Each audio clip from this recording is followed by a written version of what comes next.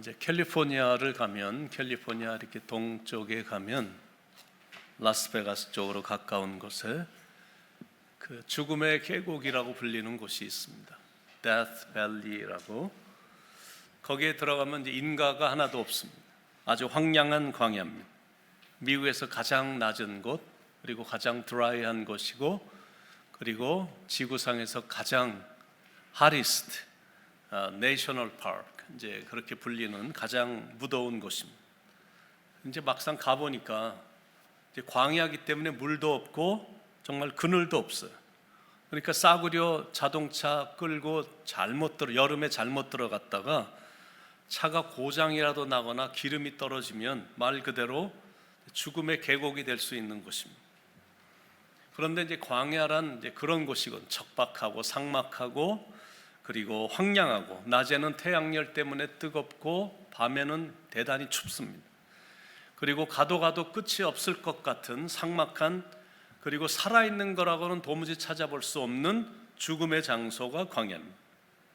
거기엔 물도 없으니까 농사도 할 수 없고, 풀도 없으니까 목축도 할 수 없고, 그리고 동물도 살아남을 길이 없으니까 그것도 할 수 없는 것. 근데 거기에는 불뱀, 전갈 이런 것들이 있어서 언제 공격할지 모르기 때문에 위험한 곳이라 두렵고 떨리고 고통스럽고 외롭고 쓸쓸한 곳입니다. 근데 반면에 약속의 땅인 가나안은 산도 푸르고 들도 푸르고 강물도 푸르고 호수도 푸르고 모든 것이 다 푸르릅니다. 성경적인 표현을 빌자면 젖과 꿀이 흐르는 땅입니다. 근데 신기하게 광야가 정말로 길고 긴 것 같지만 어느 지점에 딱 도착을 하면 길 하나만 건너면, 정확하게 말하면 그 짧은 요단강만 건너면 가나안 땅으로 이어진다라는 사실입니다.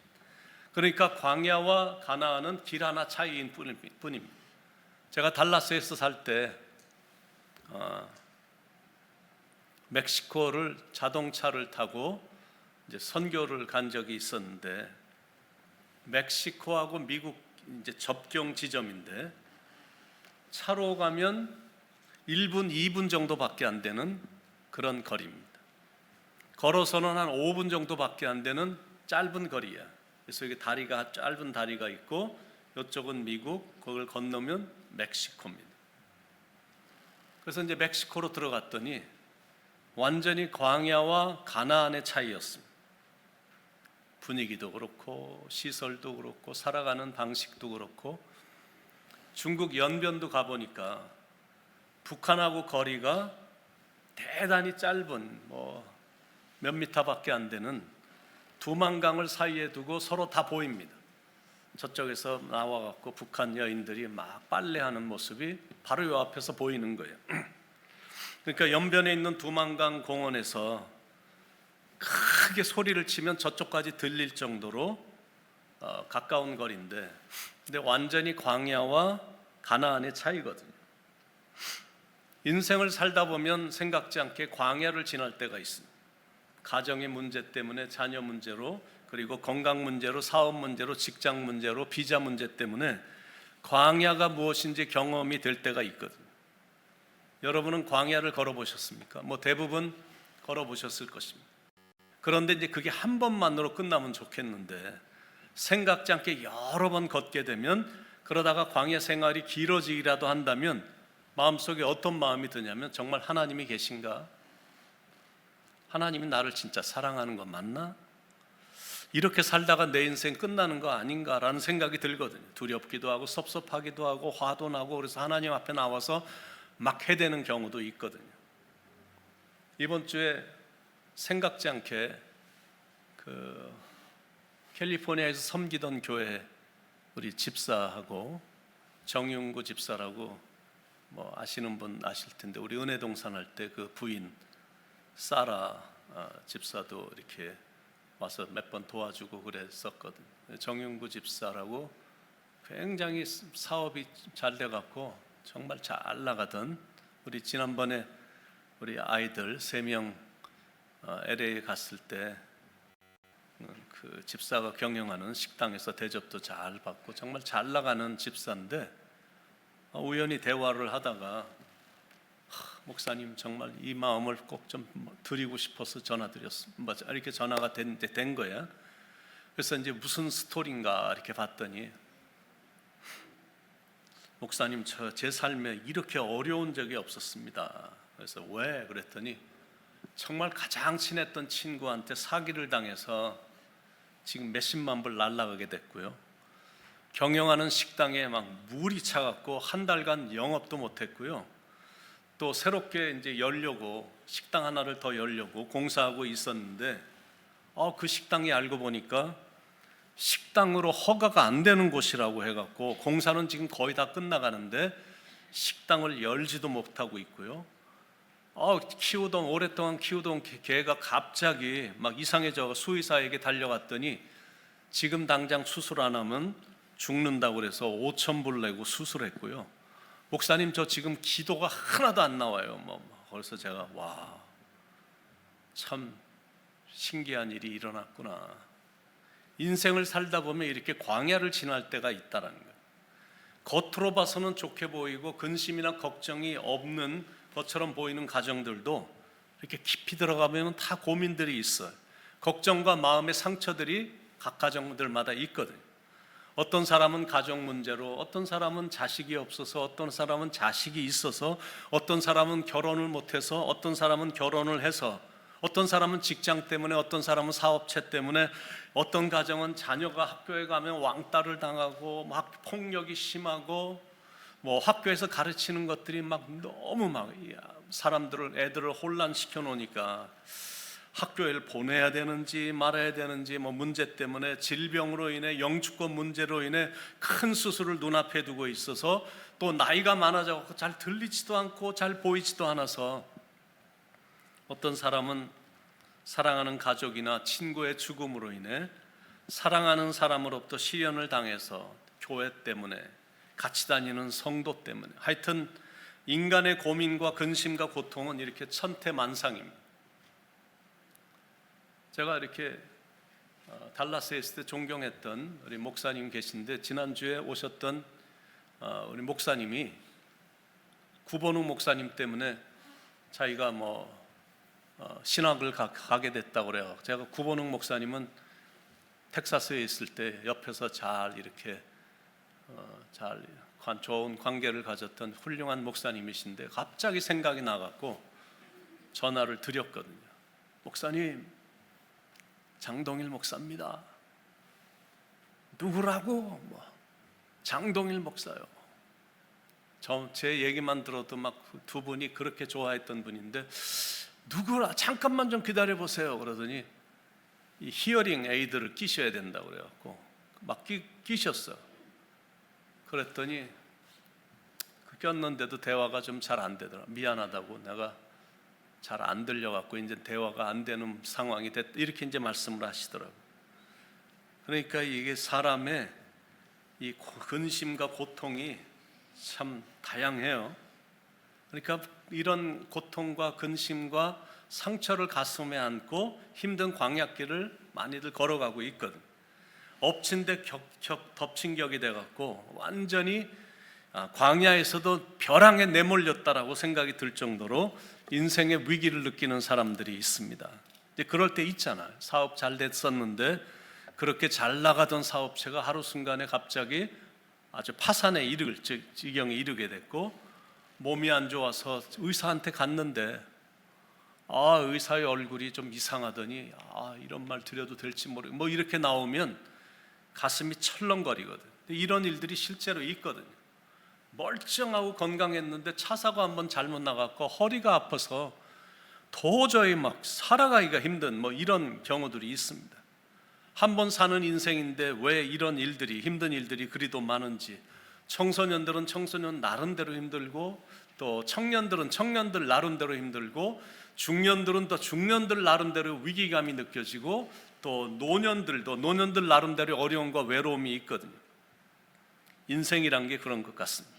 어떤 시기든 어떤 나이든 그리 평탄하지 않고 평안함도 느끼지 못할 정도, 젊었을 때는 치열한 경쟁을 뚫어야 되기 때문에 그렇게 수고를 해야 되고 중년이 되면 직장 다니기도 힘들고 힘들고 막 그런데 막 치고 올라오는 젊고 왕성한 사람들 막 눈치 봐야 되고, 그런데 지금 자녀들은 교육을 시켜야 될 나이니까 자녀 교육 시켜야 되고 자녀들 결혼시켜야지 막 허리가 휠 정도로 힘겹습니다.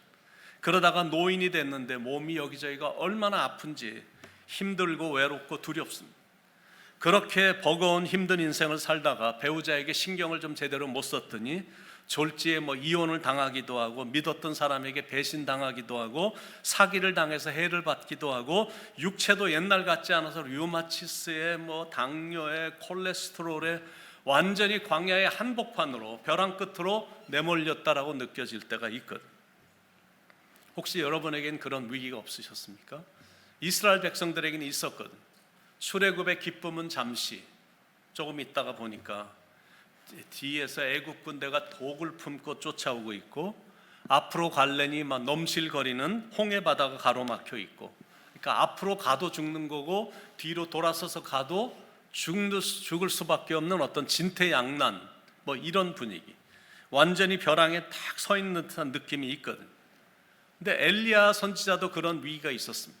850명의 거짓된 선지자들과 싸우는 게 위기가 아니라 이세벨이란 여왕이 했던 그 한마디 때문에 로뎀 나무 아래서 나는 이제 더 이상 살고 싶지도 않다, 죽고 싶다고 말할 정도로 인생의 최대 위기를 맞이한 겁니다.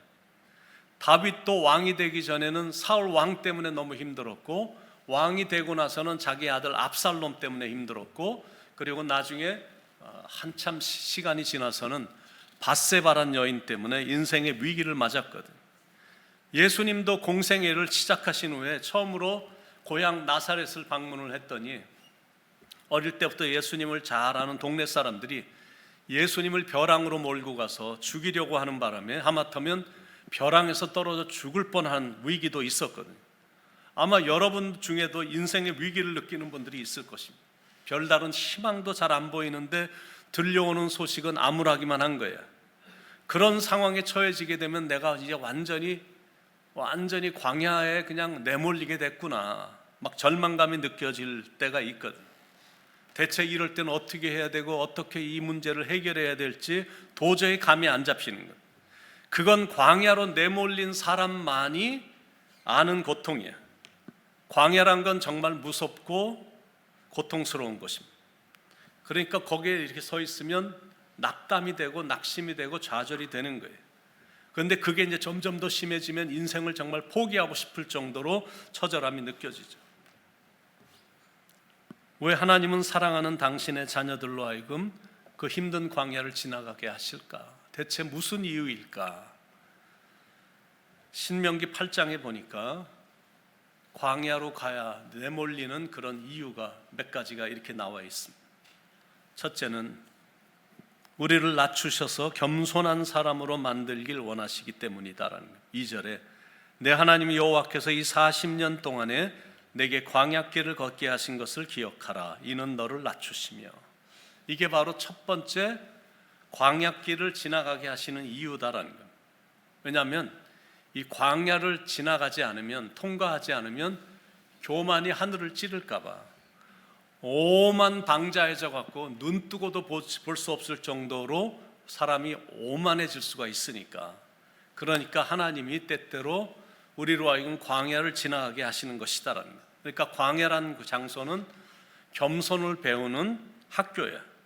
모세도 광야에서 한없이 자신을 낮추는 훈련을 받았거든요. 만약 이것이 사실이라면 광야는 피해가야 될 곳이 아니라 한번 가볼 만한 곳이다라는 거예요. 왜냐하면 나를 정말 사람답게 만들어주는 학교이기 때문이다라는 거예요. 그리고 두 번째는 우리 마음이 어떤 마음인지 하나님이 알고 싶으시기 때문에 우리로 하여금 가끔 이렇게 광야길로 가도록 하신다라는 거예요. 2절에 내 하나님 여호와께서 이 40년 동안에 내게 광야길을 걷게 하신 것을 기억하라. 이는 너를 낮추시며 너를 시험하사 내 마음이 어떠한지 알려 하심이라. 일이 굉장히 이렇게 착착 잘 될 때는 그 사람이 어떤 사람인지 잘 몰라요. 일이 다 잘 되면 다 훌륭하고 다 착한 사람, 다 좋은 사람 같거든요. 그런데 이제 고난이 닥쳤을 때 사람들이 반응한 모습을 보면 그 사람의 성숙도가 어떤지 다 알 수가 있는 겁니다. 어떤 사람은 평상시에 믿음도 좋고 괜찮은 사람 같은데 사람들로부터 작은 비난이나 이상한 말만 들어도 상황 파악하지 않고 막 가갖고 해대는 사람이 있거든요. 어떨 땐 삶의 고난만 조금만 닥쳐도 이상하게 돌변하는 사람이 있거든. 그거는 광야를 경험해 본 경험이 없기 때문에 이런 행동이 나오는 거거든. 하나님은 우리가 늘 한결같은 마음을 가진 사람이 되길 원하십니다. 상황은 예전에 비해 좋아지지 않았지만, 안 좋아졌지만 여전히 하나님을 향한 마음에 있어서는 변함이 없는 모습을 하나님이 보고 싶어 하시는 거거든요. 그래서 때때로 광야를 지나가게 하시는 것이다라는 거예요. 그렇다면, 이것도 사실이라면 광야는 피해갈 곳이 아니라 한번 가볼 만한 곳이다라는 거예요. 나를 겸손하고 흔들림이 없는 믿음의 사람으로 만들어주는 학교이기 때문에 그렇다라는 겁니다. 그리고 세 번째는 하나님의 명령에 순종하는 사람인지 아닌지 알고 싶으시기 때문에 광야로 이끄신다라는 것.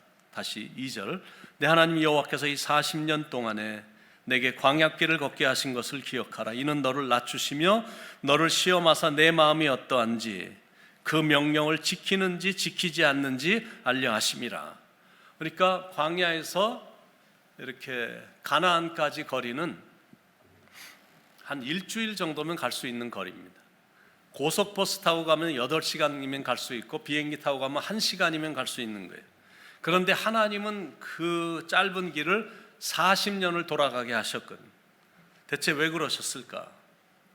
일찍 순종했더라면 그러지 않으셨을 텐데 그들의 불순종이 극에 달했기 때문에 그렇게 고생한 거예요. 그러니까 해답은 순종입니다. 바로 그 순종을 광야에서 배우는 거예요. 광야는 정착지가 아니라 이동하는 곳이거든요. 그리고 광야는 가보면 아시겠지만 복잡한 게 하나도 없어요. 아주 단순합니다. 그리고 광야에서는 딱 보면 조잡함 이런 게 하나도 없어요. 이 세상에서는 임기응변, 권모술수, 능숙함, 노련한, 잔머리 굴리 이러는 게 좀 통하지만 광야에서는 그런 게 전혀 먹혀 들어가지 않는 것이 광야입니다. 왜냐하면 광야라는 것은 길 자체가 없기 때문이에요. 사방이 그냥 뻥 뚫려 있는 겁니다. 그러니까 어디로 가야 될 줄을 모르는 거예요. 그만큼 광야는 위험한 겁니다. 그러니까 내가 하나님의 말씀에 순종하지 않으면 살아남기가 어려운 것이 광야입니다. 하나님의 인도를 놓치면 그때는 끝인 거예요. 살아남을 수가 없어요. 그러니까 내가 광야길을 지금 걷고 있구나 그러면 순종해야 되는 거예요. 하나님이 그곳에 텐트를 치라고 하시면 텐트 치는 거고, 하나님께서 이제 텐트를 거두고 가라 그러면 텐트 치고 이동해야 되는 겁니다. 40년간 그 일이 반복이 된 거예요. 광야는 이렇게 훈련의 장소입니다. 어떤 훈련이냐면 순종을 훈련시키는 장소예요. 몸이 체질화될 때까지 그 훈련을 시키시는 겁니다. 그러니까 여러분 무엇을 느끼십니까? 하나님이 허락하시는 적과 꿀이 흐르는 가나안 땅에 들어가는 길은 순종을 통해서다라는 겁니다. 광야에선 하라 그러면 해야 되고 하지 말라 그러면 안 하는 절대 순종이 요구가 되는 거예요. 우리도 광야길을 걸어갈 때가 있잖아요. 이민길을 광야길이다 이렇게 말할 정도로 힘든 일이 많죠. 거기서 하나님은 우리가 하나님의 뜻에 순종하는가 불순종하는가를 확인하고 싶어 하시는 거예요. 여러분은 그렇게 하실 자신이 있으십니까? 그 힘든 광야를 지나가는데 무조건 불평하지 않고 순종할 자신이 있냐라는 거예요. 그 모습을 하나님이 보고 싶어 하신다는 거예요. 우리가 가는 길은 실은 하나님이 다 알아서 인도하시거든요. 나의 가는 길 주님 인도하시네. 그는 보이지 않아도 날 위해 일하시네. 주 나의 인도자 항상 함께 하시네. 사랑과 힘 베푸시며 인도하시네. 그렇잖아요. 하나님이 여기까지 우리를 인도해 주셨잖아요. 광야에서 이스라엘 백성들에게 또다시 만나를 먹여주셔서 먹게 해주신 것처럼 하나님은 우리도 먹고 살게 해주셨거든. 그런데 신비한 게 있는데 그게 뭐냐면 하나님이 이스라엘 백성들에게 만나를 내려주셨을 때가 언제냐면 이스라엘 백성들이 하나님께 잘하고 순종 잘하고 착하게 잘 있을 때가 아니라 오히려 입만 열면 죽을 것 같아 애굽으로 돌아가고 싶다 막 불평하고 원망하며 아우성을 칠 때였다는 거예요. 그런 백성들을 죽지 않고 살아갈 수 있도록 해주셨다는 거예요. 이런 게 바로 은혜라는 거거든. 하나님이 허락하시니까 그냥 먹고 사는 거거든. 우리가 어느 날 갑자기 이방인이 됐습니다. 내가 태어난 나라가 아닌 문화와 언어와 얼굴 모양이 전혀 다른 사람들에게 그냥 섞여갖고 파묻혀갖고 먹고 살아가려고, 이게 결코 쉽지가 않은 거예요. 그런데 하나님의 손이 연약한 우리를 붙드시고 궁핍한 우리를 채우시고 굶주린 우리를 먹여주시고 헐벗은 우리를 입히시고 상처난 몸과 마음을 치료하시고 우리의 걸음을 인도해 주셨기에 우리가 이렇게 살아가고 있는 거거든요. 이방인이니까 당연히 차별이 있죠. 문화도 정말 다르고 언어도 완전히 달라요. 그러니까 미국 사람들보다 잘 살아간다는 게 이게 힘들죠. 그러나 하나님의 손이 임하기 때문에 이렇게 살아가고 있는 거거든요. 믿으시죠? 그러니까 예수님도 하나님 아버지께 늘 감사의 기도를 드리신 거예요. 예수님의 삶도 광야의 삶이었잖아요. 여우도 쿨이 있고 다 살 곳이 있는데 인자는 머리 둘 곳도 없다고 말하실 정도로 완전히 광야의 삶이셨잖아요. 그렇게 거친 삶이 없고 그리고 없어도 너무 없는 초라하고 가난한 삶이었고 힘든 삶이셨거든요. 그런데도 새벽 미명이면 일어나셔서 한적한 곳에 가셔서 하나님께 늘 감사 기도를 드리신 거예요. 거기서 얻으셔서 매일매일 주어진 일을 힘있게 감당하며 사셨거든요. 그게 은혜다라는 거예요. 그게 광야의 은혜예요. 풍부함이나 순조로움 속에서는 결코 느낄 수 없는 값없이 받게 되는 이 선물, 그 은혜를 광야에서 경험하게 되는 거거든요. 그리고 광야에서 경험되는 또 다른 은혜는 하나님이 만나를 주셨기 때문에 40년간 내가 먹고 사는 거에 대해서는 걱정할 것이 없는 거예요. 나가서 일해야 되는 것도 아니고 하나님이 매일같이 내가 먹을 거를 이렇게 주셨어. 내가 고기가 먹고 싶다 그러면 메추라기를 주시고, 목이 마르네 그러면 바위에서 물이 나. 그러니까 먹고 살 거에 대해서는 걱정 없게 해주신 거예요. 그러니까 시간이 있으니까 하나님 말씀에 전념할 수가 있었던 거거든요. 3절에 너를 낮추시며 너를 줄이게 하시며 또 너도 알지 못하며 내 열조도 알지 못하던 만나를 내게 먹이신 것은 사람이 떡으로만 사는 것이 아니요 여호와 입에서 나오는 모든 말씀으로 사는 줄을 내가 알게 하려 하심이니라. 이걸 광야에서 하나님이 가르쳐 주신 거예요. 그러니까 때때로 나에게 찾아오는 광야의 경험이 그리 나쁜 게 아니다. 하나님의 말씀을 배울 수 있었고 하나님의 말씀에 순종하는 사람이 될 수가 있었던 거고, 그래서 생각지 않게 찾아온 광야를 지나는 경험이 힘들긴 했지만 이 시간이 정말로 유익했다라고 말을 하는 거거든요. 모세도 광야의 경험이 없었다면 그렇게 온유하고 정말 훌륭한 위대한 지도자는 결코 될 수 없었을 거거든요. 다윗도 한 20여 년의 긴 이 광야 생활이 없었다면 그렇게 하나님의 마음에 합한 사람은 절대 될 수 없었어요. 사도 바울도 아라비아 광야로 3년간 가서 그렇게 고난의 시간을 지냈기 때문에 위대한 사도가 될 수 있었던 거거든요. 그러니까 광야가 나쁜 게 아닙니다. 광야를 통과해 본 사람이 하나님의 사람으로 크게 쓰임받은 적은 한 번도 없는 거예요. 다니엘과 다니엘의 세 친구 사드락과 메삭과 아벳느고, 예레미야, 사도 요한, 느헤미야, 이사야 모두 다 광야 학교를 우수한 성적으로 졸업한 학생들이거든요. 그렇다면 광야 학교는 나쁜 학교가 아닌 겁니다. 과정이 좀 힘들어서 그렇지 그 학교만 졸업을 하게 되면 정말 겸손한 하나님의 사람으로 하나님의 말씀엔 절대 순종하는 사람으로 크게 쓰임받게 된다라는 겁니다. 그러니까 광야를 지나는 사람들에게 주는 교훈이 있는 거예요. 첫 번째는 불평과 원망하며 그 길을 걷지 말라라는 거예요. 이왕 가야 될 길이라면 이스라엘 1세들처럼 불평이나 원망하지 말아야 돼요. 왜냐하면 그런 라이프 스타일을 하나님이 너무 싫어하시기 때문에 그렇습니다. 민수기 14장 28절에 나를 원망하는 이 악한 회중에게 내가 어느 때까지 참으랴. 그런 사람들은 절대 광야를 벗어나지 못하니까, 그러니까 삶이 어려워졌다고 해서 Don't complain or grumble, 불평하거나 원망하지 말라라는 거예요. 그리고 광야를 지나는 사람들에게 주는 두 번째 교훈은 뒤를 돌아보지 말라라는 거예요. 여러분, 불평 잘하고 원망을 잘하는 사람 특징이 뭔지 아십니까? 과거에 유난히 집착한다는 거예요. 과거도 그리 좋지 않았으면서 자꾸 옛날만 돌아보는 거야. 그리고는 사람 앞에 자기의 과거를 미화하고 과장하고 막 그러거든. 그러면서 지금의 신세를 막 한탄하는 거거든. 자꾸 뒤만 돌아보면 그런 사람이 되는 거예요. 그래서 과거 지향적인 사람이 되지 말라고 말하는 거예요. 그런 자세로는 광야를 벗어나지 못하기 때문에 그렇습니다. 그러므로 삶이 어려워졌다고 Don't look back, 자꾸 뒤를 돌아보지 말라는 거예요. 그리고 광야를 지나는 사람들에게 주는 세 번째 교훈은 앞을 바라보라. 내가 지금은 광야길을 걷고 있다 할지라도 내 눈은 앞으로 펼쳐질 가나안 땅을 미리 보는 거거든요. 우리의 최종 목적지는 광야가 아니기 때문에 그렇습니다.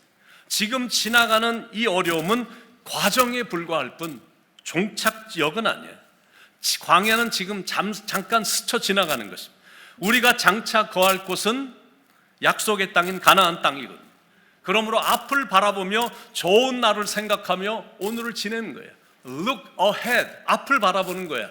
Look forward, 앞을 내다보며 가는 거야. 그리고 fix our eyes on the future, 미래를 바라보며 가는 겁니다. 그리고 광야를 지나는 사람들에게 주는 마지막 교훈, 문제를 보지 말고 문제의 해결자인 하나님을 바라보라라는 거예요. 지금 물이 없는 것만 보지 말고 바위를 치면 물이 나오게 하시는 하나님을 바라보라는 거예요. 당장 먹을 것이 없는 것만 보지 말고 하늘에서 만나를 내려주시는 그 하나님을 바라보라는 거예요. 이 아래에 있는 문제를 보지 말고 위에 계신 하나님을 보라라는, 그게 믿음이고 그게 신앙이거든. 광야에 있을 땐 정말 죽을 것 같거든. 생각지 않게 터진 상황을 보면 하늘이 막 무너지는 듯한 느낌은 있거든. 그런데 신기하게 그럼에도 불구하고 내가 하나님을 바라보면 죽지 않아. 그분이 살 길을 열어주시거든.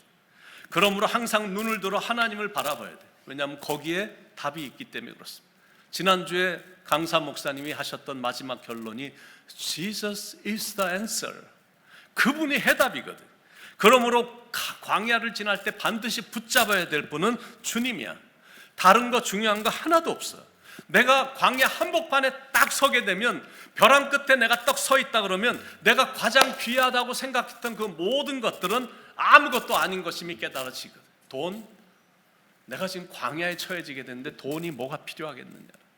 명예, 권세, 아니 내가 지금 광야 한복판에 딱 서 있는데, 벼랑 끝에 서 있는데 그런 게 뭐가 중요하냐. 오직 주님밖에 없는 거예요. 주님만이 나의 힘, 주님만이 나의 방패, 나의 참 소망, 나의 몸 정성 다 바쳐서 주를 경배합니다. 주님만이 내 능력이시며 주님만이 나의 구원이시며 주님만이 내 아픔 아시네. 우리가 찬양하잖아요. 야곱도 인생의 벼랑에 딱 서보니까 평생 붙잡고 의지하며 살던 그 모든 것들이 아무것도 아니었구나 느껴진 거예요. 그래서 평상시에 가장 소중하게 생각했던 그 모든 것들, 일생 동안 살면서 노력하고 땀 흘리고 잠도 못 자고 쌓아놨던 그 모든 것들을 다 물 건너 보내잖아. 그 자리에 서보니까 다른 건 아무것도 중요한 게 없어. 하나님만 생각이 나는 거예요. 결국 하나님은 그런 방법을 통해서 야곱으로부터 항복을 받아내셨잖아요. 모세도 광야에 들어와 보니까 왕자의 프라이드라는 게 아무것도 아닌 거야. 결국 거기서 하나님께 완전히 두 손 다 들고 항복했잖아요. 하나님께서 모세를 그렇게 완전히 평범한 사람으로 만들어 놓으신 다음에 그 다음에 비범한 지도자로 크게 세우시는 걸 보게 되죠.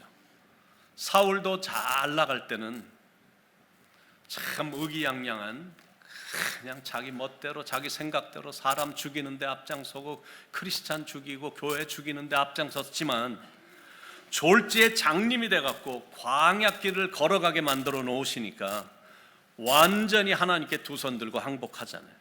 그러니까 하나님은 그 사람을 크게 들어쓰기 전에 벼랑으로 확 내몬 다음에, 자 이제 넌 날 믿지? 예, 이제는 하나님만 믿습니다. 그러면 한번 벼랑에서 뛰어내려봐. 저 뭐 해봐. 나 믿잖아. 뛰어봐. 그래서 딱 뛰었더니 자기 어깨에 날개가 있는 걸 몰랐던 거예요. 창공을 나는 사람이 되는 거거든요.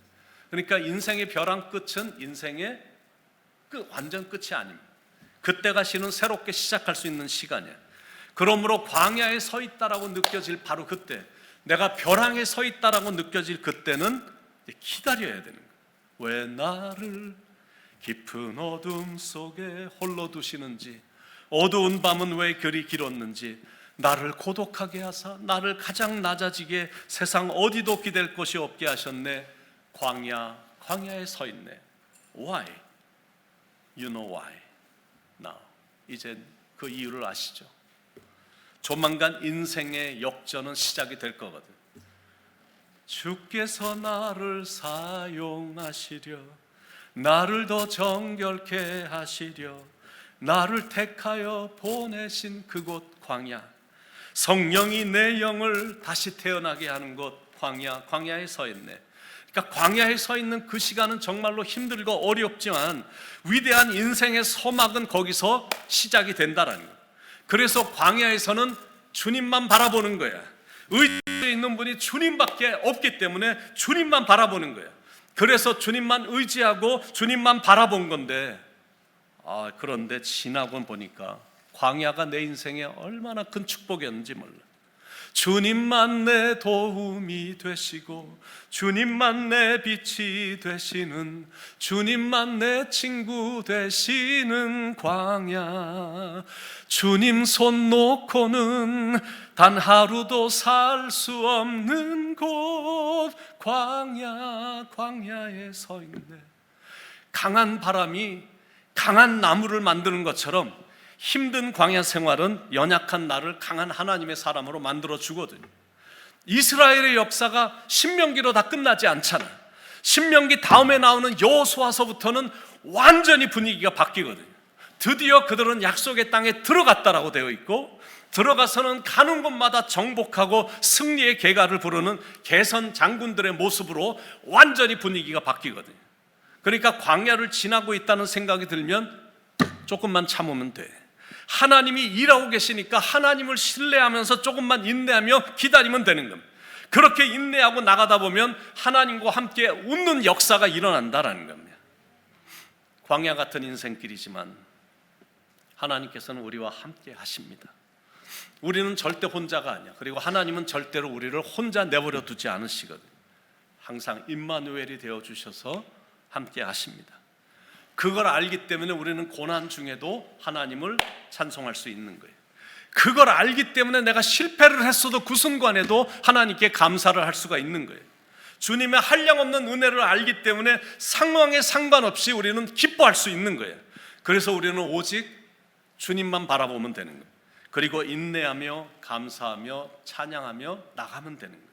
10절에 내가 먹어서 배부르고 내 주 여호와께서 옥토를 내게 주셨으므로 말미암아 그를 찬송하리로다. 찬송하고 감사하고 인내하고 신뢰하고 나가는 거예요.